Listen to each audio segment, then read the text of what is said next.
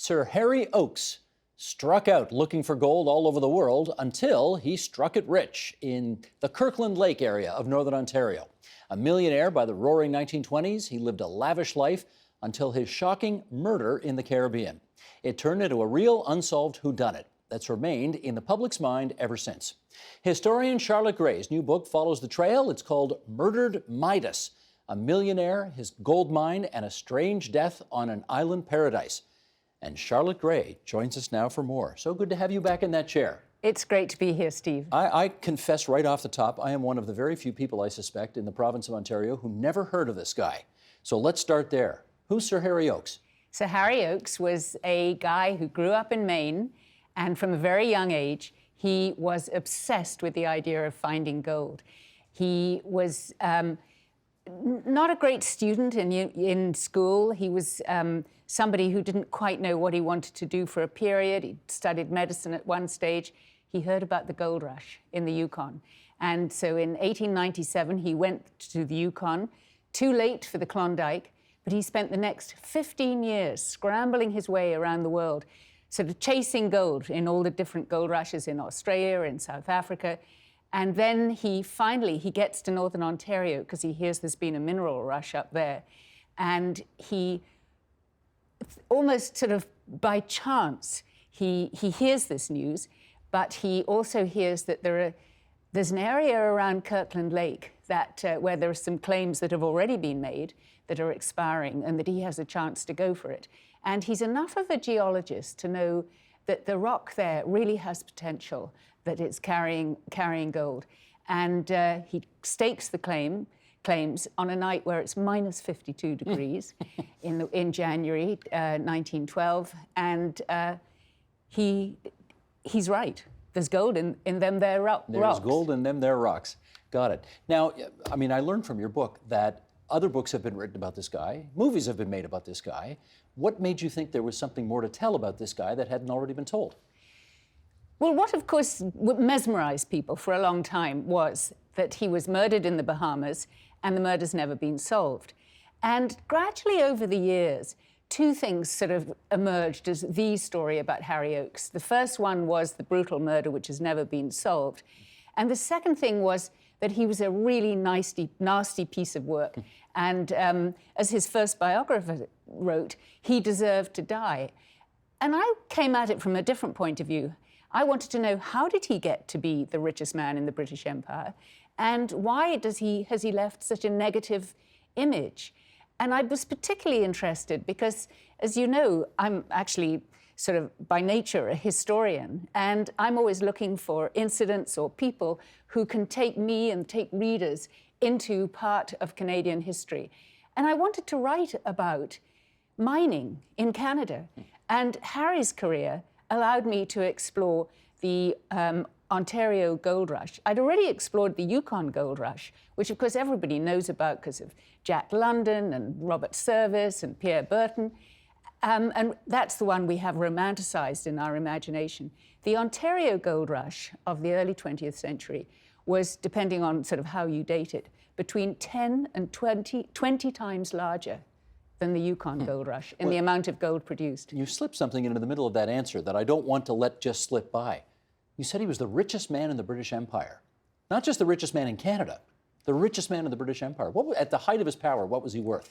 Well, he was worth, back then, at least 200 million, which was hugely more than that by today's standards. He's a multi-billionaire by today's standards. Multi-billionaire. Now, was he really the richest man in the British Empire, as the newspapers always like to tag him? I don't know, because there were certainly some pretty rich people in Britain at the stage. But that was how he was always described. And that tag followed him through life. How did the gold rush in this province come to be anyway? Railroads. Because the Ontario government built a railroad north, the Temagami and Northern Ontario Railroad heading north towards James Bay. And as those engineers plotted the course, and it was in fact designed to take settlers up into what we call Northern Ontario, what they called New Ontario, because Northern sounded too cold, they kept uncovering rocks that obviously had valuable minerals in them. And the first great strike was silver and cobalt, and then as they went north, they found more and more different minerals, particularly gold. Harry was a bit of a bust, though, before he encountered Northern Ontario. Tell us about that. Well, before that, I mean, as I said, he tried to find gold all over the world. Although he came from a sort of middle-class family in Maine, he didn't have a lot of money behind him. And by the time he got to Kirkland Lake, in fact, you know, people remembered him as sort of, he only had sort of one pair of pants, and which were sort of torn everywhere, and sort of one muddy old pair of boots. He was pretty broke, but nothing would deflect him from this goal of finding gold. And he was like many sort of single-minded visionaries. He was a guy who really didn't care what he looked like. He didn't care what people thought of him. He wasn't the nicest person to spend time with, but he was, oh my God, he was single-minded. Look at this picture here. Where's he in that shot? He is on the far left. Far left. Sitting on the... oh, yes. Sitting on the... on the railing there. On the railing there. That's his workforce, when in fact he's finally found gold and got enough money to build all the equipment he needs, and that was his work party. It was called the Lakeshore site, right? The Lakeshore mine, and it was a gusher of a gold mine. It was producing the highest grade gold available in that area. And clearly he helped open up Northern Ontario to all kinds of, you know, jobs and prosperity and riches and so on. Where does he belong on the sort of pantheon of people who opened up the North? What sets Harry Oakes apart is that usually what happened, a prospector would go to a gold field, they would stake their claim, they would say, on my claim, it's worth a lot of money because I know there's gold there, and then they'd sell to the people who could actually afford to develop it, because prospectors are pretty well always broke. Harry was determined to develop his own mine, keep ownership of his own mine. He's practically the only guy I've ever come across who managed that, and I was looking for equivalents. There weren't any. There were lots of other gold mines up there, but they were all developed. They weren't developed by the people who'd found them. Harry's mine was one of the richest. He kept ownership of it, and because of people like him, his leadership, his example, others flocked north and continued searching for gold. Here is how you chronicle in the book the nature of his wealth. Sheldon, the graphic, please. According to one reliable estimate, between 1924 and 1932, Oakes's mining stock earned for him about $10.7 million, or around $25,000 a week. Folks, this is almost 100 years ago, remember. And since Canadians were permitted a 50% depletion allowance on all gold stock earnings, even the tax bite on Oakes's millions was blunted. During these years, Oakes paid personal taxes on only $5.3 million of his earnings. In 1933, the shares earned another $3 million, and he paid just over $1 million in taxes. Harry Oakes's capital kept accumulating, despite his increasingly expensive travel and tastes, his property acquisitions, and his scattered philanthropy in Kirkland Lake and Niagara Falls. Okay, now that he's clearly worth a lot of money, how did he spend it? Well, this was Harry's problem. He'd been so single-minded about finding gold. He hadn't at that stage developed any expensive tastes. What he had developed was a complete distrust of the stock market, of financiers, of the people who he had gone to looking for capital to help develop his mine, who turned him down, they didn't trust him. And so he was never happy to put his money in the stock market and just let it grow. But also now he'd found gold, he didn't have any more interest in mining. And so he was accumulating all this money. He moved to Niagara Falls with his new wife. They had 5 children. He spent quite a lot there. He bought an airplane at one point and then realized he didn't like flying. But the money was accumulating, and he was not really enjoying himself. He didn't know what to do with his time. He developed a taste for polo, which I found bizarre. But anyway, he had a string of polo ponies in England, where he also acquired property. And what really bugged him was that tax bite. It's funny how rich people hate paying taxes. He's only paying tax at 33% rate there on that earnings. Okay, how about this? You say he's married and he had 5 kids. Was he happy? He lived for 10 years in Niagara Falls, and I think actually, that was perhaps the happiest period of his life. He's certainly remembered actually with great fondness there because he was quite generous to the community.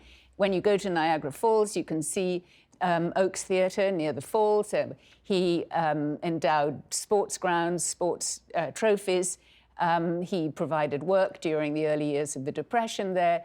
And there's sort of photos of him there stomping around, still in his prospector's outfit. That was his sort of favorite costume. But still sort of feeling, you know, that he was a big man on campus. Interestingly, he never lived in Toronto. He really didn't like Toronto because he didn't like the Bay Street guys. Well, he came not to like Canada either, right? He thought the tax bite was too big that he left. Where did he go? He went first to Florida, and then he met a guy called Harold Christie, who was a silver-tongued estate agent from the Bahamas, particularly the island of New Providence, where Nassau, the capital, is. And Harold Christie persuaded Harry Oakes the place to go was the Bahamas because it was a tax haven. And that was music to Oakes's ears. He couldn't wait to get there. He went there.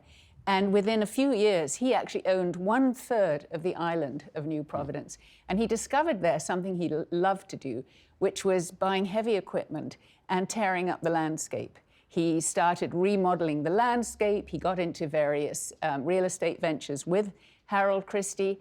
And it was really a form of mining, which is also tearing up the landscape. But the product, in fact, is real estate to sell to rich Americans rather than gold. Well, here's how you describe the place where Harry ultimately settled. The Bahamas themselves were, in microcosm, similar to too many British colonies, a society in which an impoverished black majority was ruled by a small, arrogant, and reactionary white elite.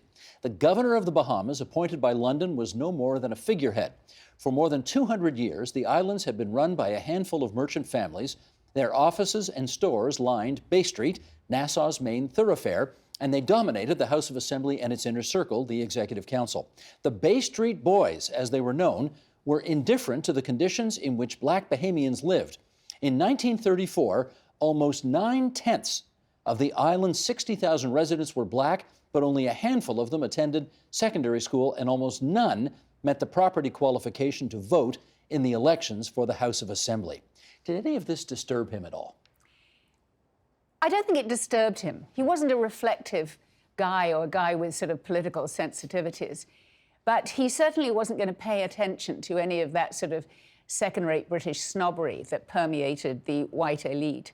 And in fact, they were exasperated by him because he, first of all, had no tolerance for anti-Semitism or the anti-black sentiments that the white elite harbored. And he had very little time for the British class system. And he actually preferred to just keep stomping around in those muddy boots rather than putting on gorgeous white linen suits and drinking cocktails. There's a wonderful story, which may or may not be apocryphal, that he went into the Colonial Hotel there wearing his prospector's outfit. And the maitre d' very snobbishly said to him, "I'm afraid you can't come in here dressed like that." He was so furious, he left, bought the hotel, went back in the next day and sacked the maitre d'. You know, he was the richest man and he was going to get his way. Whether that story's true or not doesn't matter. It's a great story. Exactly. Yeah. Now, having said that, you say he wasn't, nuts about the British class system. He was Sir Harry Oakes. So at some point he got knighted. What's the story there? The story is that he, in fact, also spent time in London, in England, where he was taken up by obviously a rather seedy network of right-wing sympathizers and aristocrats who really liked his money. I mean, London society has always had an ambivalent attitude to colonial newcomers. Sometimes they're accepted by, like Lord Beaverbrook, other times, like Rupert Murdoch, they're treated as sort of arrivistes. But Harry was rich enough that he managed to just break through that cordon sanitaire, and because of his money. And I think he was financing various pro-Nazi movements and magazines while he was there. And thanks to that, he was given a baronetcy in the 1939 Royal Honours. So he became Sir Harry Oakes. There's a lovely photo of him looking sort of happy, Lady Oakes looking splendid. she enjoyed the title. There are the names of a couple of people that we would not necessarily expect to be connected to this story, but I bet people will remember the names of these two. The new governor of the Bahamas in 1940 was none other than the Duke of Windsor and his shockingly divorced American wife, Wallis Simpson. How do they figure into this tale? Well, first of all, they were not happy to find themselves in the Bahamas, although they played their role actually quite graciously. The Duchess of Windsor described the Bahamas as a ghastly little backwater, and they were there because the British government had to get them out of Europe, because it was well known that the Duke of Windsor was a Nazi sympathizer. You know, now he's remembered in this sort of Disney-fied way as, you know, the man who gave up the throne for the woman he loved. Yes. But actually, there were other forces at work that made him completely unacceptable to be the monarch. So he ends up in the Bahamas, doesn't really like any of the people he meets there. He particularly, the Duchess particularly finds the Oakses sort of crass colonials, but the Duke loves playing golf. And who owns the golf course? Harry Oakes. So they got to know the Oakses quite well. It was such a small society, they couldn't fail to. Okay, that's the foundation for, now we're going to get to the nitty-gritty. This guy suffers a gruesome murder. Take us through it. What happened to him? On the night of July the 7th, 1943, he has dinner with a bunch of friends, including Harold Christie, and he goes to bed. Harold Christie is actually staying the night 2 doors down. There's a horrendous tropical storm. I mean, like none other than you don't see them anywhere else but other than in the Caribbean. And the following morning, he is discovered. It's an awful murder scene. His bedroom is splattered with blood. He has 4 puncture marks behind his left ear that have shattered his skull. It looks like there's probably been some kind of fight. And then, in fact, there was an attempt to set the bed, the room, the house, presumably, on fire with kerosene. But the fire fizzled out for whatever reason, probably because of the storm and the wind, which in some way put it out. And he is discovered, in fact, by Harold Christie, who pads along the outside balcony from one bedroom some way away to Oakes's bedroom and sees his business partner lying there. And later says he thought he must still be alive and he tried to resuscitate him, but in fact, Harry Oakes is very dead. And one of the immediate suspects is his son-in-law. How did that happen? Harry Oakes's eldest daughter, the beloved Nancy, 3 days after her 18th birthday, had eloped with a Mauritian playboy who is an irresistible character. I mean, he looks like a sort of 1940s film star with greased black hair. Freddy de Marigny, Count Freddy de Marigny, who's already been divorced twice. He elopes with this young heiress. The Oakes parents are furious. There's really bad blood between Nancy's parents and her husband, who she adores. And within hours of the murder being discovered, de Marigny is arrested as a suspect, although as yet there is no murder weapon discovered. De Marigny has an alibi. There are no witnesses. There's nothing to actually pin him to the crime, but he's arrested. And goes on trial. He is goes eventually on trial. Acquitted, and not only that, but some of the people in the town carry him away and on their shoulders and say, "For he's a jolly good fellow." Well, what kind of reaction is that? It's one of the fascinating things about when you write about a trial. You know, true crime now as a genre is very, very popular. And I think sort of most of us, and certainly most readers, love it because there's a natural drama to true crime where you sort of begin this play act, if you put it, this dramatic arc with the crime, and then you have the trial. And it's just like theatre. Everybody's in fancy dress. The judge is wearing gowns. You get the story from the defense and the prosecution. You go through the trial, looking at the witness statements, and then you have a resolution at the end. What was so interesting about this trial was that everybody's against de Marigny to begin with. They just assume, you know, he did it, done and dusted. As the trial progresses, you realize that the police evidence is getting thinner and thinner and thinner. And the opinion swings towards de Marigny, opinion particularly within the black community, who actually see him as oppressed by the snobbish, English-speaking white elite, as oppressed as they are. And by the end, as you say, you know, it is welcomed, the verdict that he's acquitted. How is it possible, 3/4 of a century later, that no one appears to be any closer to solving this mystery? It's so frustrating. For a long time, people in the islands said there will be deathbed confessions.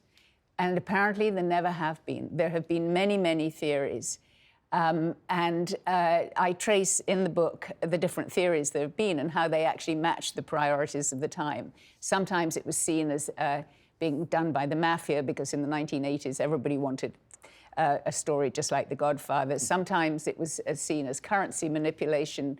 There was possibly something like that. But there's never been a really obvious, there's never been any evidence to support any of these theories.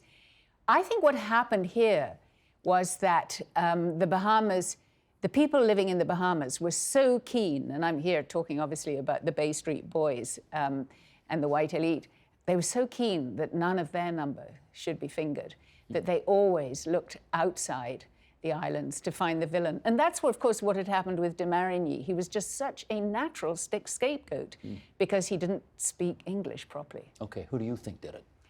I never found a smoking gun. I make it fairly clear in the book who I think did it. You don't have to give that up here. I'm not going to give it up here. But always consider in any murder who was the biggest beneficiary. Cui bono. Cui bono. He's got progeny that are still around, right? Heirs and successors and so on. Did you have a chance to interview any family members? I didn't. In fact, the family story is not altogether happy because Nancy de Marigny's marriage to Freddy didn't last. And then she went on to a sort of pretty sketchy life of cocktail parties in Hollywood and at least one more husband. And in the end, a pretty severe drinking habit. Of the 3 sons, one died probably of drug addiction problems. Another was killed in a car accident. This other daughter was also in a car accident and spent the last 8 years of her life in a coma. The only sort of more cheerful strand is that the youngest son, Harry, too, was 10 when his father died. And he still lives in the Bahamas. He's still alive. His son, Harry, lives half in the Bahamas and half here in Niagara Falls, where the Oakes family still has a lot of property, particularly that whole area in Niagara Falls where there are all the best sort of tourist attractions. So they're not hurting financially. Does the family, though, you know, I can imagine they're sick to death about talking about this. I emailed the son in Niagara Falls and said, was there any chance that either he or his father would talk to me because I was doing this book? I had the most gracious email back from him that I quote in the book, saying exactly what you've said, you know, enough already. You know, we've had so many appalling accounts. Their view, I think, quite justifiably was, why should we trust you? I'm hoping they'll read the book and realize they can. Yes, it's a very fair account, I have to say, of given the facts that you've unearthed. Okay, a few more things as we finish up here. Where's all the money today? Oh, Nancy Oakes always was convinced that some of her father's fortune had been siphoned off by his business partners, which is quite likely because many of his dealings were either cash only or they were frankly illegal. He was probably exporting money from the Bahamas despite wartime restrictions on British colonies. So I think a lot of it did go untraced. I also think there wasn't as much money as people liked to imagine. You know, there's always a tendency to exaggerate how rich people are. and Lakeshore was drying up. The gold seams were getting exhausted. How is the name Harry Oaks regarded in Northern Ontario today? Much, much more respectfully than it's regarded elsewhere. Now, when I say that, I mean among people who are still sort of big Kirkland Lake boosters. Anyone who had actually been down the mines or had anything to do with mining unions still spit on the name of Harry Oaks because mining was and is an awful job. And at that time, there were no safe health and safety regulations, and Lakeshore was notorious for being one of the most dangerous mines to work in. Finally, do you remember what brought you into this studio the last time you were here? Probably the Massey murder. Okay. Murdered Midas is your new book. The Massey Murder was your last book. I have one question, Charlotte, to finish this off with, which is you are obviously fascinated by murder. Should your husband be concerned? I think he'd be most concerned if I didn't have a book on the go and I gave my full attention to him. Very good. That was a terrific read, as your books always are. Murdered Midas, a millionaire, his gold mine, and a strange death on an island paradise. Charlotte Gray, so good to see you again. Thank you. Thank you, Steve. The Agenda with Steve Paikin is brought to you by the Chartered Professional Accountants of Ontario. CPA Ontario is a regulator, an educator, a thought leader, and an advocate. We protect the public. We advance our profession. We guide our CPAs. We are CPA Ontario. And by viewers like you. Thank you.